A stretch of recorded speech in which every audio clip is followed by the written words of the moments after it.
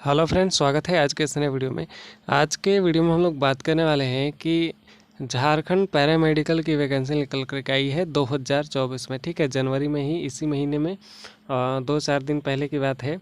और इसमें जो है क्या क्या पोस्ट के लिए निकला है, कौन से पोस्ट के लिए वैकेंसी निकला है और कब से कब तक अप्लाई कर सकते हैं, एप्लीकेशन फ़ी क्या लगेगा, एज लिमिट क्या है, पोस्ट वाइज एलिजिबिलिटी के बारे में बात करेंगे हम लोग, और सैलरी कितना मिलने वाला है और कैसे अप्लाई करना है। ये सभी चीज़ें हम लोग आज के वीडियो में बात करने वाले हैं। मैं आपको बताने वाला हूँ कि कौन कौन सा पोस्ट के लिए वैकेंसी निकला है, ठीक है, कैसे अप्लाई कर सकते हैं।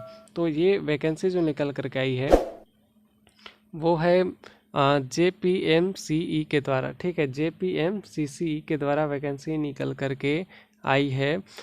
इसका फुल फॉर्म होता है Jharkhand paramedical combined competitive examination. ठीक है, इसी के द्वारा वैकेंसी निकल करके आई है। तो चलिए हम लोग जानते हैं कि कौन से पोस्ट के लिए निकल करके आया है। देखिए,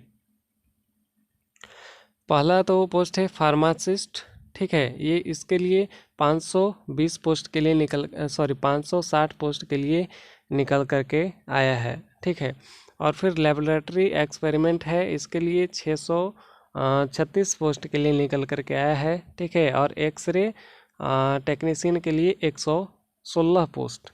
और फिर है नर्स ग्रेड ए के लिए 1173 पोस्ट निकल करके आया है, जो बहुत बड़ी संख्या है।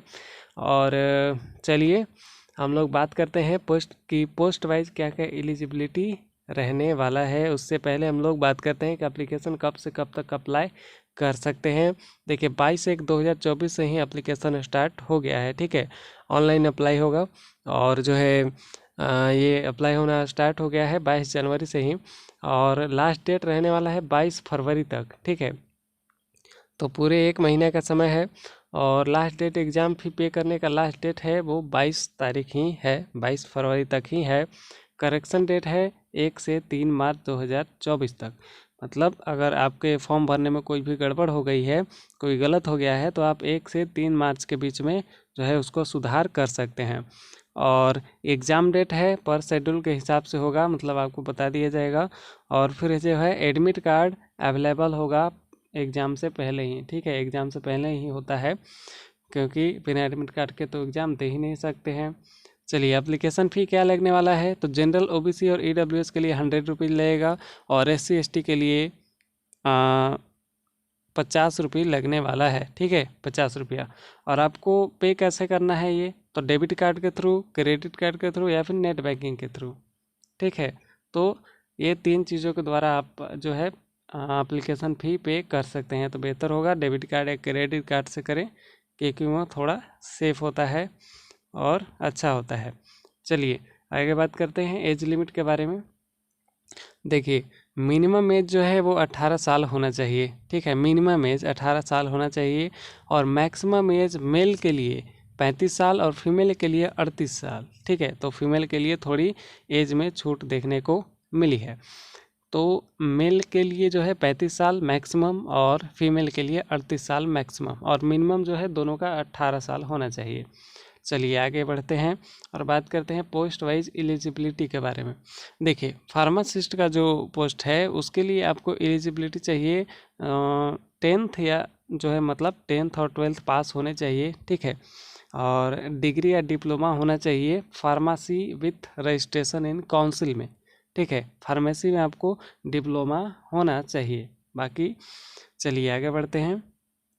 और लेबोरेटरी एक्सपेरिमेंटल के लिए जो है 10th 12th पास होने चाहिए, और जो है लैब टेक्नीशियन का या लेबोरेटरी एक्सपेरिमेंट का या लैब टेक्नीशियन का 1 ईयर का कोर्स होना चाहिए। ठीक है, 1 ईयर का ट्रेनिंग आपके पास होना चाहिए। ठीक है, रजिस्ट्रेशन इन काउंसिल होना चाहिए। चलिए आगे बढ़ते हैं और बात करते हैं एक्सरे टेक्नीशियन के द्वारा, मतलब एक्सरे टेक्नीशियन के पोस्ट के लिए क्या एलिजिबिलिटी चाहिए। ठीक है, क्या क्वालिफ़िकेशन चाहिए, तो जो है 10+2 चाहिए, मतलब 12th पास चाहिए, वो भी साइंस से। ठीक है, बाकी जो पहले वाला था उससे कोई दिक्कत नहीं था, साइंस से कोई प्रॉब्लम नहीं था। ठीक है, मतलब कोई भी अप्लाई कर सकते थे, लेकिन इसमें साइंस बोल रहा है। ठीक है, तो 12th पास होने चाहिए इंटरमीडिएट साइंस से। भारत में किसी भी बोर्ड से हो उससे कोई दिक्कत नहीं है, ठीक है। और डिप्लोमा होना चाहिए रेडियोग्राफी में या फिर एक्सरे में या सीटी स्कैन में या यूएसजी एमआरआई टेक्नीशियन, ठीक है। तो ये सभी का ट्रेनिंग होना चाहिए, ठीक है। डिप्लोमा होना चाहिए और विथ रजिस्ट्रेशन इन काउंसिल, ठीक है। मतलब कि रजिस्टर्ड जो ट्रेनिंग सेंटर होता है वहाँ से ये चीज़ें होनी चाहिए, ठीक है। डिप्लोमा होना चाहिए। चलिए आगे बढ़ते हैं और बात करते हैं नर्स ग्रेड ए के लिए क्या एलिजिबिलिटी चाहिए, क्या क्वालिफिकेशन चाहिए। तो 10+2 पास होना चाहिए फिजिक्स केमिस्ट्री बायो से, मतलब 12th पास होने चाहिए फिजिक्स केमिस्ट्री और बायोलॉजी से, ठीक है। और भारत के किसी भी बोर्ड से हो उससे कोई दिक्कत नहीं है, सबको ये अप्लाई कर सकते हैं।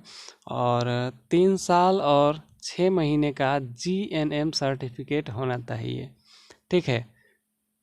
3.5 साल का GNM सर्टिफिकेट होना चाहिए विथ रजिस्ट्रेशन इन काउंसिल, मतलब रजिस्टर्ड जो है इंस्टीट्यूट के द्वारा, गवर्नमेंट से रजिस्टर्ड इंस्टीट्यूट के द्वारा जो है 3 साल 6 महीने का GNM सर्टिफिकेट होना चाहिए, ठीक है।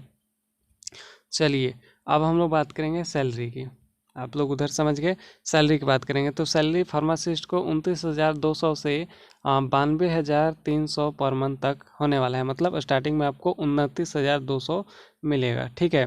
और लेबोरेटरी के लिए जो है भी सेम है 29,200 से जो है 92,300, और एक्सरे टेक्नीशियन के लिए भी सेम है। फिर नर्स ग्रेड ए के लिए 44,900 से 1,42,400 तक जा सकता है, ठीक है। तो हाई जो है 1,42,400 तक जा सकता है, लेकिन शुरुआती में आपको 44,900 तक मिलेगा, ठीक है।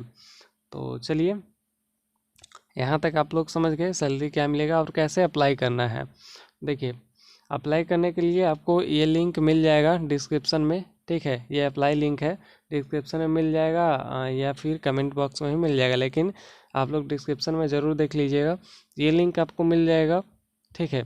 और इस लिंक पर आप जो है आप या डायरेक्टली गूगल पर भी सर्च कर सकते हैं JSSC पैरामेडिकल, ठीक है।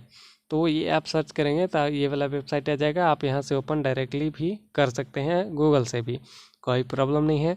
अगर आप नीचे दिए गए जो लिंक से, डिस्क्रिप्शन में दिए गए लिंक से आप अगर अप्लाई करते हैं, मतलब क्लिक कीजिएगा उस पर, तो डायरेक्ट आपको अप्लाई का ऑप्शन मिल जाता है, ठीक है।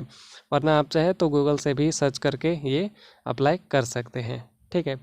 तो चलिए यहाँ तक आपको सब कुछ अच्छे से समझ में आ गया, कोई कन्फ्यूजन है तो कमेंट ज़रूर कीजिएगा।